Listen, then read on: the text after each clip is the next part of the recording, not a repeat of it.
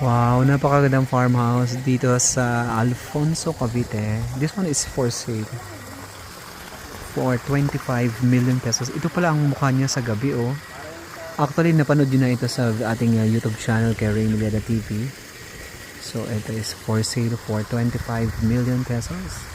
Ang dami niyang ilaw, grabe. Ganito siya sa gabi, oh. Wow! Di ba? Sobrang ganda, nice. Sobrang nice, right? At saka meron kang kitchen. May malawak na pool. Meron kang main house pa doon na ginagawa para sa caretaker.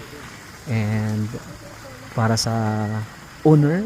Ito kasi ay kayang transient area, guys. Ayan. Ayan. So if you are interested, guys, no, contact us today. So nasa YouTube ang ating video nito. And this is the vase of green. Sobra, guys. Oh. Ganda.